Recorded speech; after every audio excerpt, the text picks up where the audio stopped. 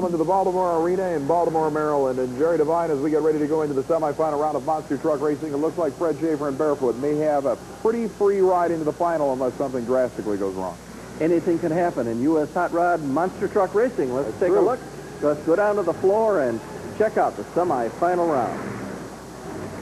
Fred Schaefer in the far lane from us. Rolling up to the line is First Blood, Rob Fuchs. This looks familiar. We've seen it already once so far tonight. Rob Fuchs had to race the Barefoot Chevy of Schaefer in the first round, but remember, the quickest loser of our 6-truck first round came back in the semifinals, granted a reprieve, so to speak. Fuchs got that chance, but he has to run the same man again, Freddie Schaefer. Freddie's probably looking over saying, how many times I have to beat this guy? There's no reprieve this time.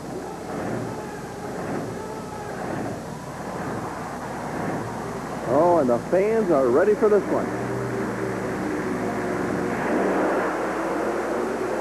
You could see what was going on all the way. If you looked on the starting line, you saw Rob Fuchs looking to see if his front tires were lined up. He wasn't paying attention to the Christmas tree. Fred Schaefer was. It may have been a different outcome, but right now it's all Freddie Schaefer. Rather rough landing there on Freddie. He's doing more damage to the jump cars than anybody else here tonight. Now, when we look at Rob Fuchs' replay, you'll see that Rob is looking out the driver's side window trying to see if the front wheels were lined up correctly. And indeed, he was paying attention to that left front tire and not the Christmas tree, which is located, Jerry, directly in front of the drivers all the way down the finish line. Watch. He was just putting his thumb out to tell the starter he was ready, and then he saw that Schaefer was halfway down the track, and he just got out of the gas. There was no use in wasting the parts on that one.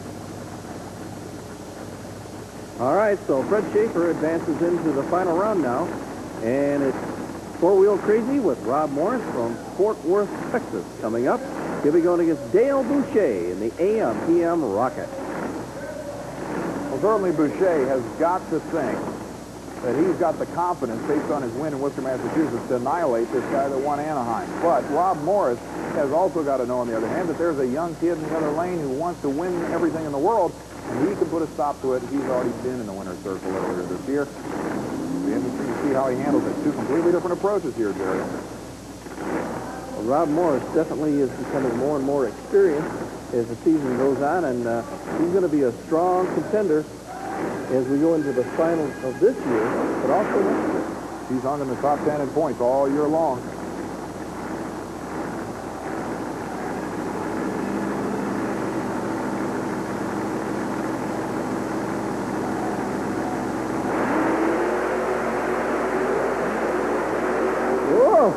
Is that close? I sure wouldn't want to have to pick a winner. Luckily, we've got electronic finish line judges. And indeed, that was as close as it gets. Rob Morris did not gain any significant starting line advantage on the youngster from California. He drifted away from that low technique he was using. He nailed those cars. They landed evenly, but we just received word that the Four-Wheel Crazy Ford is the winner. And if it was by mere inches, Jerry. That was a tough one to call. Of course, they have videotape cameras at the finish line, and the judges can review the finish of each of these races. And the heavier of the two machines, the AM/PM Rocket, didn't lack any airspace here. He was way up there, rough landing, and again, the front end coming down right at the finish line, almost into a nosedive, but Boucher did not win. Bottom line is that high jump over the cars could have cost him the race. That's very true, and both of them that high, that's probably what made it that even. That match didn't prove that much. It only told us that the Four-Wheel Crazy of Rob Morris goes into the final. Again, Barefoot, Fred Schaefer. That will be a battle that the crowd will like. Ford and Chevrolet, and you know Rob Morris wants to get back into the winner's circle. On the other hand, Fred Schaefer wants the World Championship points lead. Both drivers have a reason to drive it out the back door. And speaking about the back door, the Super Modified Mud Racers will be trying to do the same when they battle in the Grand Slam Shootout coming up next. Stay with it.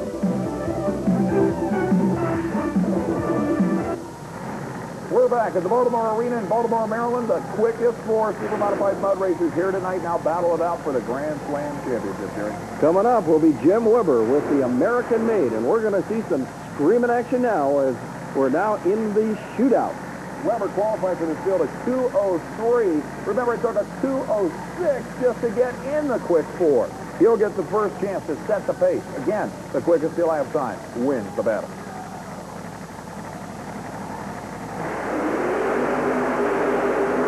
Good run. Can he stop it? And he does. You know, these drivers were so worried about the starting line, Jerry, and there's nothing wrong with this starting line. Weber hooks up.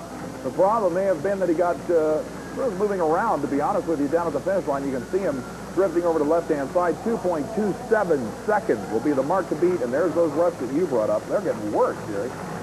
The problem definitely is at the finish line, not the starting line. Well, our next racer coming up will be the Mudmaster, Butch Croft. Remember, Groff won here a year ago. This is his hometown event, and he beat the world champ, Tom Martin, to do it 1 year ago.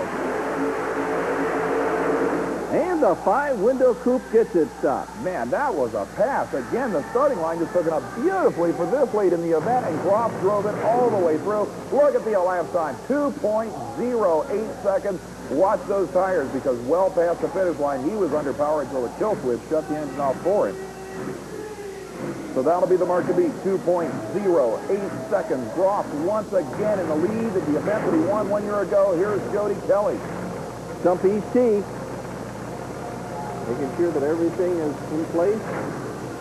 Kelly was the slowest of the 4 qualifiers at 2:06. You want to call that slow with the supercharged 23T from Atlanta.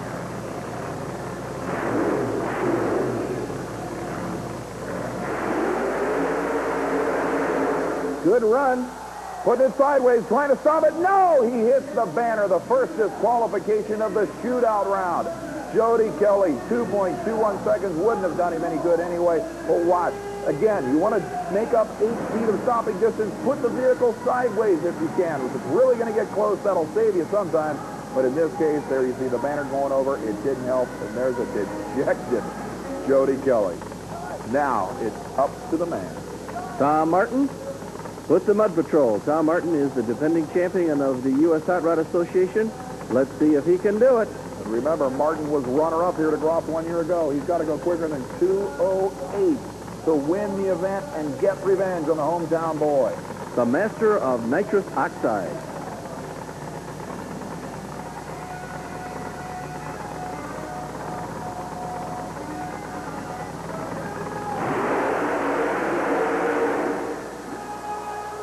And he gets it stopped. Martin was on the brakes real quick. The traditional Tom Martin wheel stand off the starting line, but the elapsed time is not good enough. By 0.05 of a second, Tom Martin loses the final round battle, and for the second year in a row, Butch Croft wins in front of his hometown crowd and beats the world champ doing it. What a Cinderella story. Well, coming up is going to be the monster truck battle to the finish. The finals of the Monsters machines coming up. Stay with us.